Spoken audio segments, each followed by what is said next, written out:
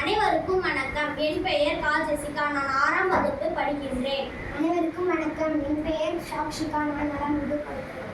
நாங்கள் அறிவியல் மன்றம் எளிய சோதனையின் மூலம் புவியீர்ப்பு விசை நல்ல குழாய் தண்ணியில் அதிகமாக இருக்கா அல்லது உப்பு தண்ணியில் அதிகமாக இருக்கான்னு உங்களுக்கு சோதனை பண்ணி காமிக்க போகிறோம். சோதனைக்கு தேவைப்படும் பொருட்கள்: 2 கண்ணாடி குவளை, 2 முட்டை,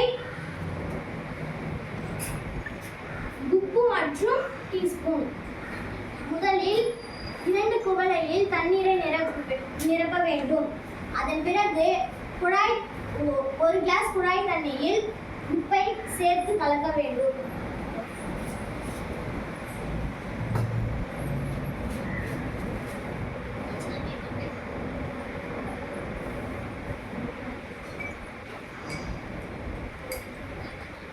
நல்லா கலக்க வேண்டும்.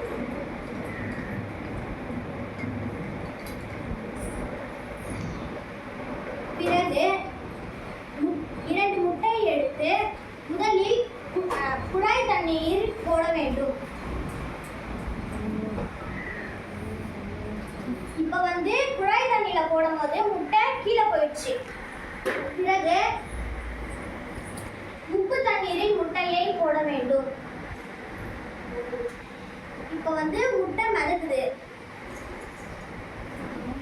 ஏன் உப்பு தண்ணியில மிதக்குது முட்டை, ஏன் நல்ல குழாய் தண்ணியில மிதக்கல அப்படின்னு சொல்லிட்டு கேட்டீங்கன்னா இதோட காரணம் என்னன்னு உங்களுக்கு தெரியாது. நாங்கள் சொல்றோம்.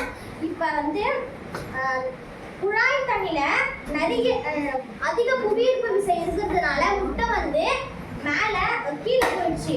ஆனா உப்பு தண்ணீர்ல புவியீர்ப்பு விசை இல்லாததுனால முட்டை மிதக்குது.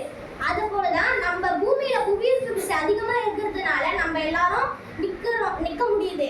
ஆனா புவியீர்ப்பு விசை பூமியில இல்லைன்னா நம்ம எல்லாரும் இந்த உப்பு தண்ணியில போட்ட முட்டை எப்படி மிதக்குது அந்த மாதிரிதான் நம்மளும் மிதப்போம். நன்றி, வணக்கம்.